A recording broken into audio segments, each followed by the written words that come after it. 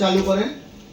আমরা এই জায়গায় এনেছেন, যিনি সভাপতিত্ব করছেন আমাদের অত্যন্ত শ্রদ্ধা অত্যন্ত প্রিয় ডক্টর এনএল ভৌমিক মহোদয়কে আমি মঞ্চে স্বাগত জানাচ্ছি। আমাদের সঙ্গে রয়েছেন যারা এমন অনেক ব্যক্তিরা যাদের সবাইকে হয়তো আমি বলতে পারবো না বা এত সময়ের মধ্যে বলা হয়তো সম্ভব হবে না, তো দু চারজন যাদের কথা না বললে একদম না হয় সেটা হলে যেমন ডক্টর তপন মজুমদার রয়েছে।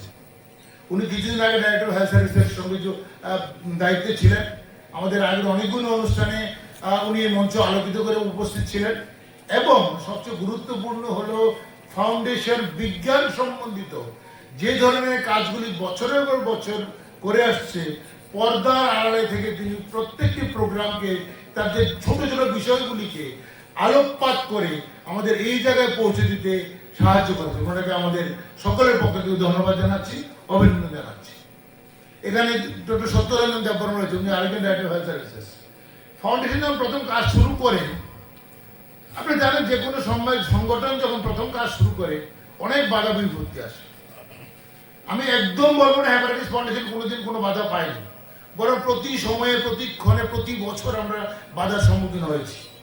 কিন্তু ডক্টর সত্যদার মতো বা আরো যেখানে রয়েছেন, আমাদের ডক্টর অনুপ স্যার রয়েছেন, ডক্টর ফণীরঞ্জন মজুমদার, ফণী সরকার, ডক্টর প্রতাপ সান্যাল এবং আমাদের অন্য যে বন্ধুরা রয়েছেন, তাদের সক্রিয় সহযোগিতায় কিন্তু আজকে হ্যাপাটাইটিস ফাউন্ডেশন বাধাপ্রাপ্ত হলেও প্রতিবার এগিয়ে যেতে পেরেছে, নিজ রাস্তা ধরে, কখনো নিজের জায়গা থেকে না সরে নিজের যে আঙ্গিক সে আঙ্গিক থেকে বজায় রেখে, এবং সেই আঙ্গিকটা হলো এবারে আমাদের যে স্লোগান বা আমাদের যে theme, pioneering integrated community science.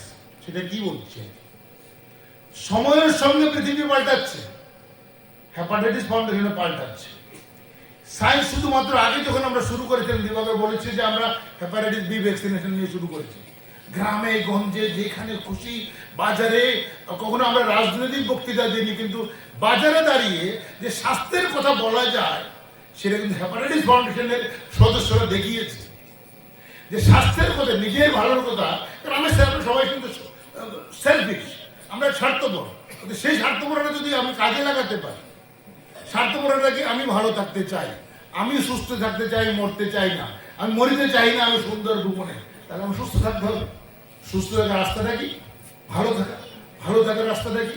আমার হেলথ সম্পর্কে সচেতন হওয়া। সেই কথাটা কিন্তু যদি ঠিকভাবে বলা যায়, মানুষ শুনে। অনেকে বলে কত মানুষ স্বাস্থ্যের কথা শুনে না, শুনে, বলতে হয় ঠিক জায়গাতে ঠিক সময় ঠিক কথাটা বলতে হয়।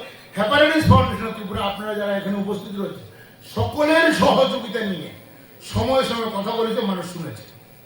আর আরেকটা ফর্মুলা আমরা অ্যাডপ্ট করেছি, আমরা এই বইটাও পড়বেন, দেখবেন এখানে আমরা সবসময় চেষ্টা করছি মানুষের সঙ্গে দেখে সময়ের আগে চলতে। সেটা হ্যাপাটাইটিস ফাউন্ডেশনের স্লোগান। যেমন দিবাকর বলেছে, আমরা যখন সারা ভারতবর্ষ শুধু বলছে, শুরু করতে পারেনি অ্যাডভান্স ভ্যাকসিনেশন, আমরা শুরু করেছি। আমরা যখন ড্রাগ নিয়ে এই রাজ্যে কথা বলা শুরু হয়নি, হ্যাপাটাইটিস ফাউন্ডেশন ড্রাগ নিয়ে কথা বলছে।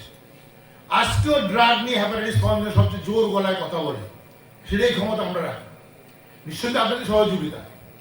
এবং রাখি বলে এখন বলতে পারছি, আপনি যে এটা একদিন মিলিয়ে নেবেন, আগামী 2 বছর পরে ত্রিপুরা থেকে ড্রাগ মুক্ত হবে, এবং সেটা কিন্তু সবাই মিলে আমরা করব, এবং আপনাদের সকলের সহযোগিতা সেদিন আমরা চাই নেব, আজকেও চাইছি, আগামী দিনে যাবো। লিভারকন 9 হবে, সেখানে আমরা আগামীবারও আমরা শিখে এবারের